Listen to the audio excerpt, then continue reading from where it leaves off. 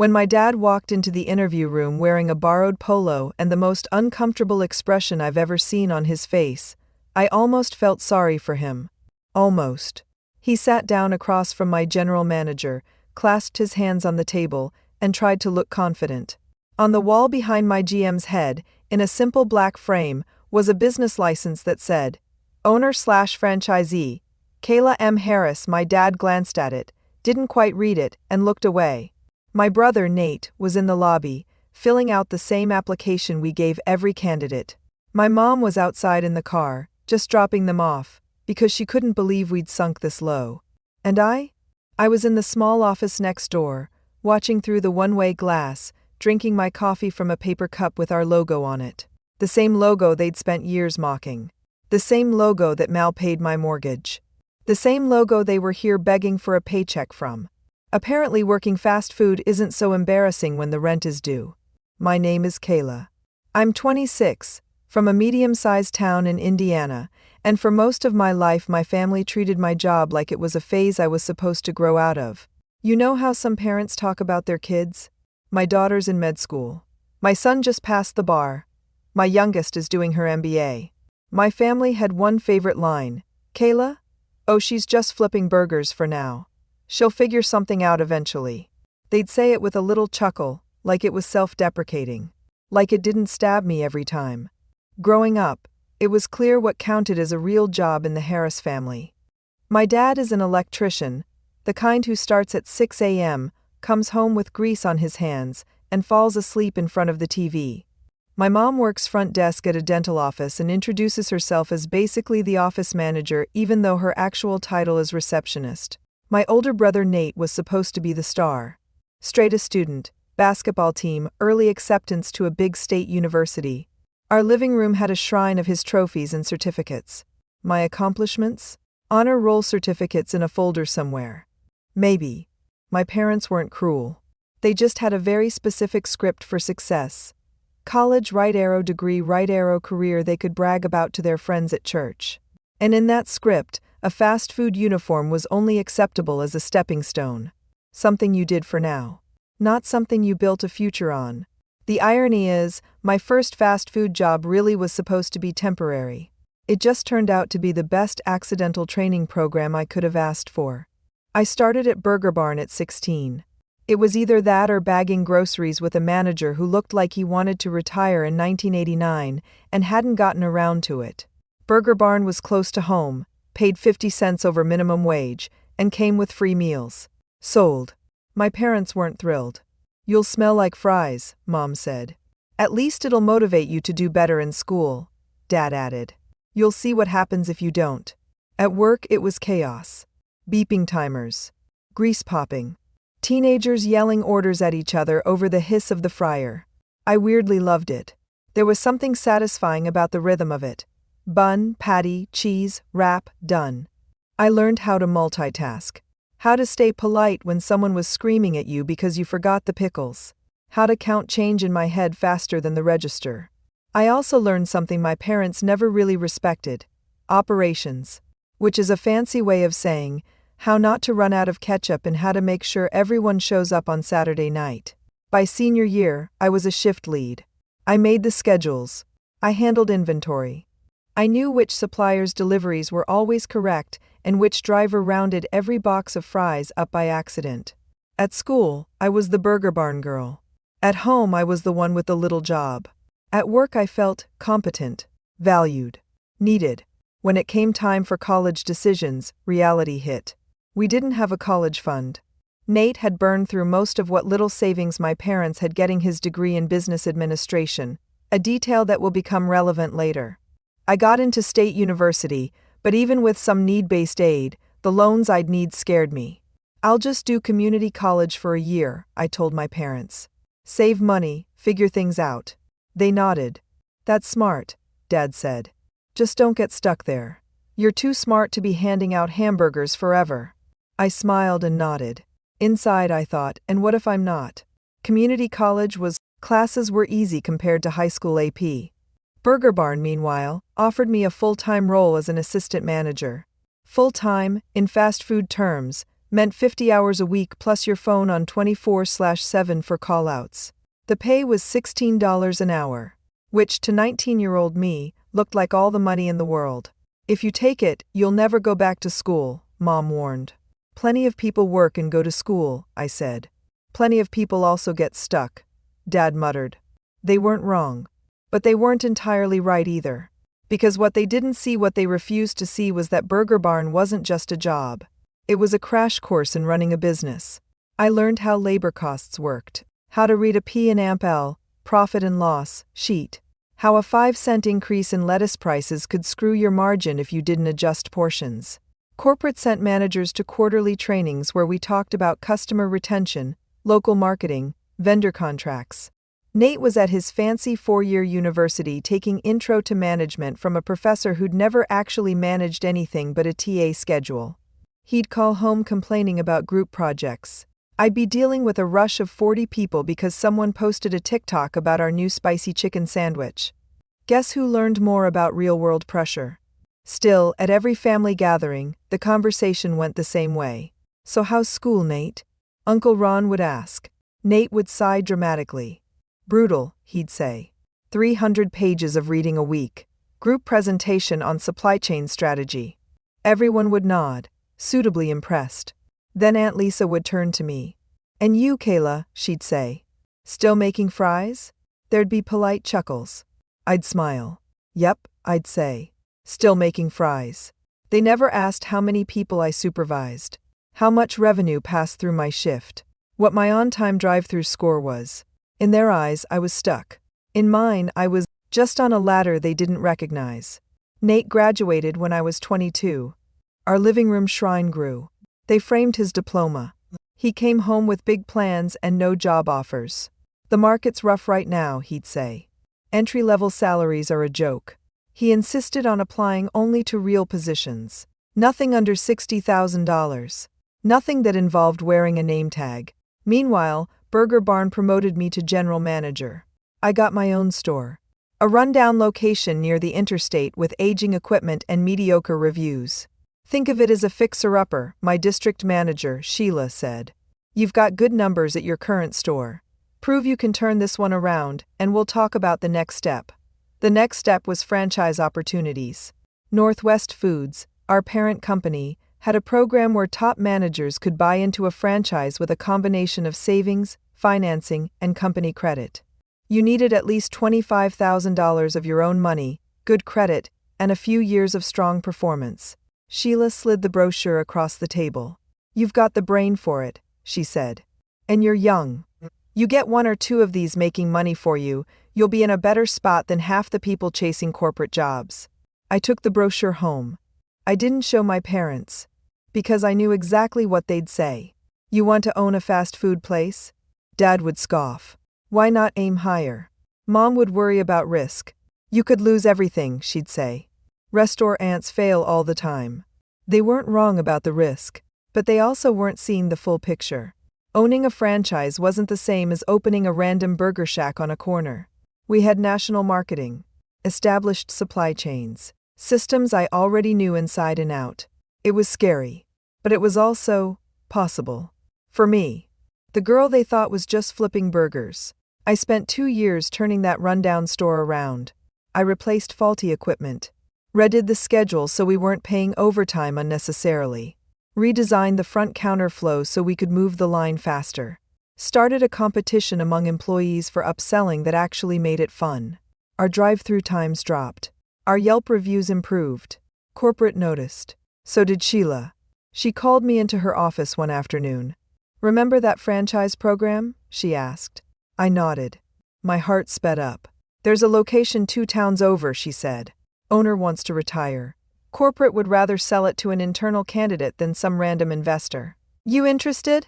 Yes, I said, before my brain could talk my mouth out of it. Good, she said.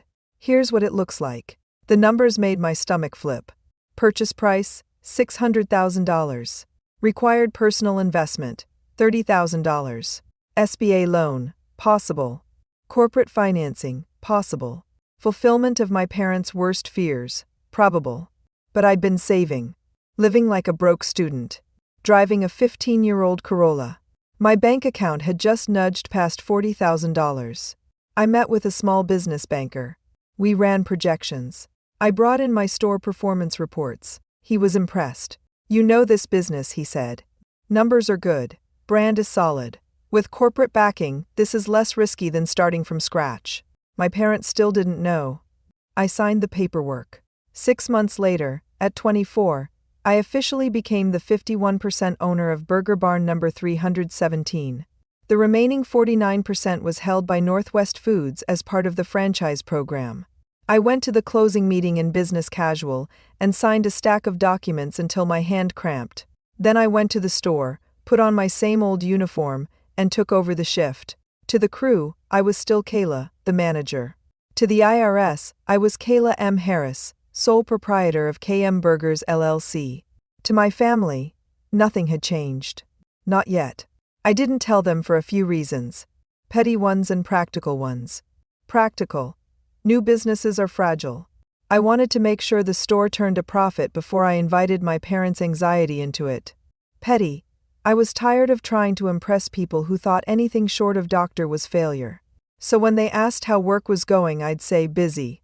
We're short-staffed. When they asked if I'd thought about going back to school, I'd say, maybe someday. When they made jokes at my expense, I'd smile and let them. Example. At Thanksgiving that year, we were all sitting around the table. Nate, back living at home temporarily, was ranting about interviews. "These companies are clueless," he said. "They want 5 years of experience for entry-level pay. Like, sorry, I'm not going to bust my ass for $18 an hour in some warehouse." Dad nodded sympathetically. "You'll find something," he said. "You're a Harris. We don't settle." Aunt Lisa turned to me. "And what about you, Kayla?" she asked. "Still at the fry station?" I speared a piece of turkey. "I'm managing the place now," I said. "Same store. Different responsibilities." Uncle Ron smirked. "Head burger flipper," he said. "We should get you a crown." Everyone laughed. Except Mom. She gave me an apologetic look. But she didn't say anything. Nate chuckled. "Hey, at least you've got job security," he said. "People always gotta eat." "Exactly," I said. "Fast food is recession-proof." He snorted. "Yeah, but it's not a career," he said. "You can't retire on that." I thought about my loan amortization schedule. About the break-even analysis I'd done with the banker. About the profit-sharing checks corporate had already started sending as the store's numbers improved. "I guess we'll see," I said quietly. The universe, being the messy comedian that it is, chose the following spring to knock the Harris family down a peg. First, Dad got hurt on a job. Nothing life-threatening, thank God. A fall from a ladder. Fractured wrist, torn ligament in his knee. He'd be okay. But he couldn't work for months. His company offered some disability pay, but it was less than his normal checks. Then Mom's dentist retired unexpectedly. The new owner brought in his own people. She got 2 weeks severance and a thank you card. Suddenly, the proud blue-collar Harris parents were both out of steady work. The mortgage, the car payments, Nate's lingering student loans, they all kept coming. Our group chat, usually full of memes and passive-aggressive event reminders, turned into a thread of stress. "Mom, pray for us. It's going to be tight for a while." "Dad, I hate this crutches nonsense. I should be on site, not on the couch." "Nate, I'll look for something temporary, I guess. But like, not MC Donald's temporary. Something that can actually go on a resume." My thumb hovered over the keyboard more than once. I could have said, "My place is hiring. $17 an hour to start. Benefits after 90 days. But I didn't. Because they'd already made their feelings about work like mine very clear. They'd rather choke on pride than chew on a burger behind a counter. Or so I thought. Reality has a way of changing taste buds. By early summer, their savings were almost gone. Nate's real job search was going nowhere. He'd had a few interviews. Nothing stuck. One night, I stopped by their house after work. Mom was at the table with a pile of bills. Dad was on the couch, leg up, flipping through daytime TV with a grim expression. Mate was in the kitchen eating cereal for dinner. We made small talk. Then Mom sighed. "I can't believe I'm saying this," she said. "But, do you think Burger Barn is hiring?" The room went very quiet. Nate choked on his cereal.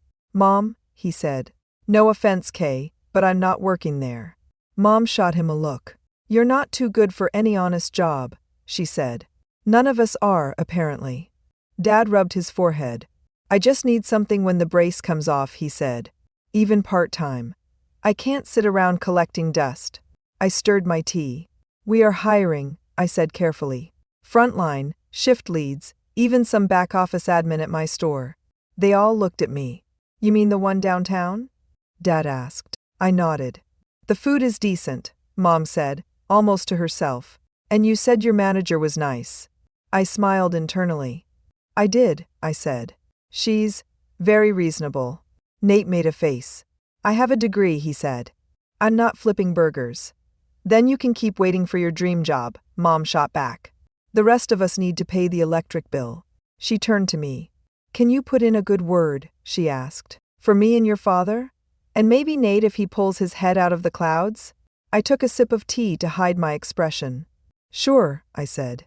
We've got open interviews next Thursday. I can make sure your applications get looked at. It wasn't a lie. I was going to look at them personally. Just, not in the way they assumed. I didn't tell my general manager Lisa, different Lisa from corporate, the whole family drama. What I told her was this. I've got a few candidates who are, personally connected. I want them treated exactly like everyone else. No special favors. But I do want you to schedule them on the same day so I can be here. She raised an eyebrow. Okay, she said. Any reason? Call it a social experiment, I said. She smirked. Is this about the people who keep calling you just a burger flipper? She asked. Maybe, I said. She laughed. Fine, she said. I'll handle first-round interviews. You can sit in for final sign-offs as the owner. She made little quotation marks with her fingers. We both grinned. Most of the crew knew I owned the place at that point. We'd had a big announcement meeting when the transition happened. They'd seen me sign paychecks. They'd come to me with schedule requests. To them, I was Boss K. My family was the only group I'd kept in the dark. That was about to change. Interview day was a Thursday afternoon. We'd put a now hiring sign on the door and an ad online. Mom showed up first.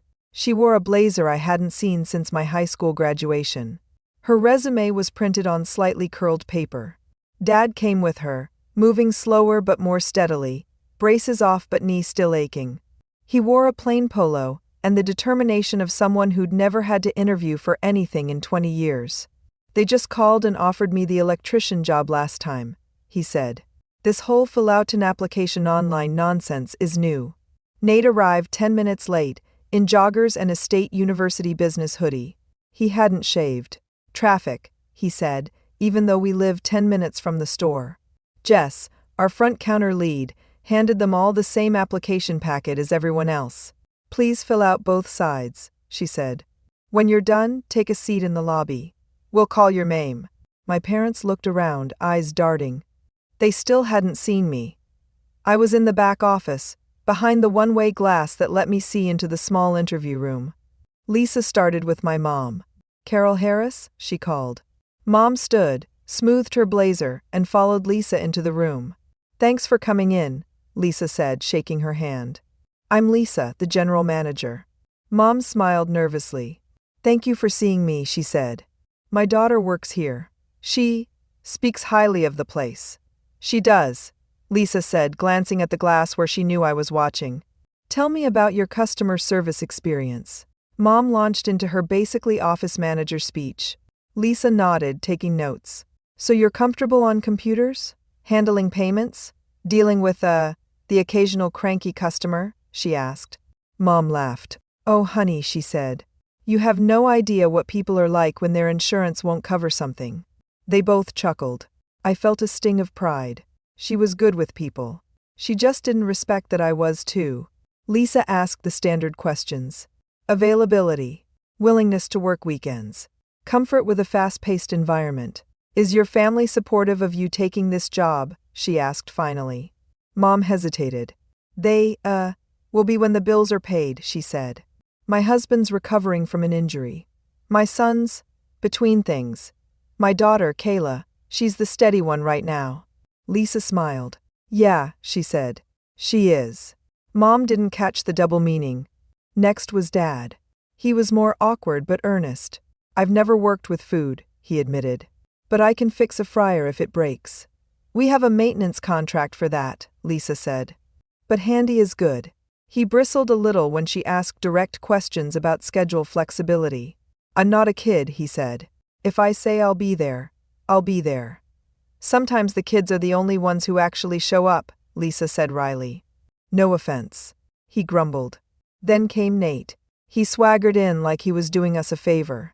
Lisa offered her hand. He shook it half-heartedly. So why do you want to work at Burger Barn, she asked. He shrugged. I need something temporary while I look for a real job, he said. I've got a business degree. I'm good with people. Figured I might as well get paid while I figure things out. Lisa's expression didn't change. Are you comfortable starting at the same level as everyone else? She asked. Entry-level crew members handle everything from cleaning the lobby to working the fry station. He made a face. I was hoping for something more supervisory, he said. My mom said you had some admin openings. We promote from within, Lisa said. Everyone starts on the line. That's how you learn the business. He laughed. No offense, he said, but I don't really see myself taking orders from some high schooler. Lisa wrote something on her form. Noted, she said. I grinned in the back office. Phase 2. Let them show us who they are. After the individual interviews, Lisa brought them all back to the lobby. Thanks everyone, she said to the group of candidates, not just my family. We'll be doing some callbacks later today. For those moving forward, there's a second interview with the owner.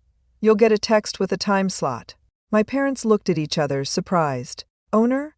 Mom mouthed. This is a franchise? Dad whispered back. Yes, I said in my head. And you know her. We gave it an hour. Called a few other candidates first. Then Jess, the counter lead, texted my parents and Nate. Hi, this is Burger Barn number 317. We'd like to invite you for a second interview with the owner at 4 p.m. today. They were already at home, but they came back. I watched them walk in. Mom straightened her blazer again. Nate looked annoyed. Didn't we already do this? He muttered. Dad limped slightly, pride and injury both still healing. Jess led them to the back hallway. Owner's office is right this way, she said cheerfully. There's something very satisfying about timing. Lisa opened the door to my office just as they reached it. Come in, she said. She's ready for you. They stepped in. And froze. Because behind the desk in a crisp button-up shirt instead of a uniform, hair actually brushed instead of in a messy bun under a visor was me. Hey, I said. Welcome to Burger Barn number 317. Mom's mouth dropped open. Dad blinked. Nate looked like someone had swapped his cereal with nails. Kayla? Mom said. What? What are you doing here? Interviewing you, I said. As the owner. I let that sink in. Dad was the first to recover. Owner? He repeated. Like. Lisa smiled politely and slipped out, closing the door behind them. I gestured to the chairs. Sit, I said. We've got about 20 minutes before the dinner rush. They sat. Mom's eyes flicked to the business license framed on the wall. She leaned in, squinting. Franchisee, Kayla M. Harris, she read out loud. Her hand went to her mouth. You own this place? She whispered. Yes, I said. For almost 2 years now. Nate shook his head. You never told us, he said. You never asked, I replied. Silence. The air conditioner hummed. A timer beeped faintly in the kitchen down the hall. Mom looked hurt. Why would you keep something like this from your family, she asked. I took a breath. Because when I told you I got promoted to manager, you said, that's nice, honey. When are you going back to school? I said. Because when I mentioned franchise programs, Dad said, why not aim higher? Because every time my job came up, someone made a joke about flipping burgers. Dad shifted in his seat. We were just teasing, he said. You know we're proud of you, were you? I asked. Because it never felt that way. No one spoke for a moment. I softened my tone. Look, I said. I didn't call you here to rub your faces in it. You're here because you need work, and my store needs good people. That's business, not revenge. Nate snorted. Feels like revenge, he muttered. I met his eyes. Only if you make it about your ego, I said. He looked away. Dad cleared his throat. So, what now, he asked. Do we still have a shot at these jobs? Yes, I said. With conditions. They all tensed. Condition number 1, I said. You start where everyone else starts. Entry level. Line crew for you too. I nodded at Mom and Dad. Front counter and drive-through. Maybe some training on the register. Mom nodded slowly. I can do that, she said. Work is work. Dad grimaced. I'm not sure my knee can handle standing all day, he said. We can work around that, I said. Maybe prep and dish room. It's still on your feet, but less running. We have stools at the back line. He relaxed a little. What about me? Nate asked. Condition number 2, I continued, ignoring him for the moment. You treat this job with the same respect you'd give any real job. You show up on time. You follow the schedule. You don't call off last minute unless it's an emergency. You listen to your shift leaders, even if they're 19. I let that last part hang there. Nate scowled. So I'd be taking orders from kids? He said. From trained staff, I said. Some of whom have been here longer than you've been out of school. He rolled his eyes. Kayla, I have a business degree, he said. I could run this place. Maybe someday, I said. But right now, you've run exactly 0 businesses. You've led 0 shifts. You've handled 0 Black Friday lunch rushes. You start on grill. He recoiled. Grill, he said. That's gross. It's honest, I said. Mom gave him a look. Mate, she said warningly. He sighed. Fine, he said. But how long until a promotion? I smiled. Depends, I said. I've seen some people move up in 6 months. Others never do. It's not about your degree, it's about your work. He crossed his arms, sulking. Condition number 3, I added. In this building, I'm not little Kayla. I'm your boss. That doesn't mean I'll treat you badly. It just means I expect you to respect the chain of command. You don't run to Dad when you don't like your schedule. You don't complain to Mom about the dress code. You talk to your manager like adults. Dad raised his hands. Hey, I'm not getting in the middle, he said. If we work for you, we work for you. Mom nodded. I can separate home and work, she said. I just wish we'd known. I leaned back. I wish you'd taken my job seriously before you needed me, I said. But here we are. We sat with that reality for a moment. Then I flipped their applications over. Now I said, let's talk availability. Having your family work for you is an experience. Mom turned out to be a rock star at front counter. Years of dealing with dental patients made fast food customers seem easy. She knew how to calm down someone angry about pickles. She learned the POS system in a day. She even started training the teenagers on how to handle difficult personalities by modeling patience. Dad struggled at first. He hated wearing the hat. He grumbled about rules. Why can't I just grab a burger without clocking it? He whispered once. Because theft is theft, I whispered back. Even if it's just a burger. He huffed, but he clocked it. The first time he scrubbed the fryer, he muttered something about never complaining about grease at the job site again. He did, however, fix a broken thermostat in the walk-in cooler without charging me for it. I guess this electrical license is good for something, he said. Nate was. He showed up on time. Mostly. He learned grill. Kind of. He burned a lot of patties that first week. Dude, you have to watch the screen, one of the teenagers told him. When it beeps, you flip. I'm not your dude, he muttered. But he improved. Slowly. The first time a customer snapped at him for getting the order wrong, he came in the back red-faced. What is wrong with people? He said. It's just a sandwich. Jess shrugged. Welcome to food service, she said. You get used to it. He looked at me, almost accusing. You put up with this every day? He asked. Yep, I said. For 10 years. Something in his face shifted. Respect? Maybe. At our next family dinner now scheduled around their shifts, the tone was different. Uncle Ron still made a joke about the Harris family burger empire. But Dad cut him off. It's harder than it looks, he said. I was more tired after a Saturday lunch shift than I ever was rewiring a house. Mom nodded. That headset is heavy, she said. And people are mean. You'd be surprised how angry someone gets over ice in their drink. They looked at me. A little sheepishly. You've been doing this how long? Dad asked. Since 16, I said. He whistled. We owe you an apology, Mom said bluntly. We should have respected your work a lot more. I shrugged, swallowing emotion.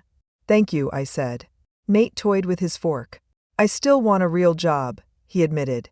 But, respect. This is no joke. I grinned. Fast food is a real job, I said. It just doesn't come with a fancy title. Yours does, Dad said. Owner. He said it with something new in his voice. Pride.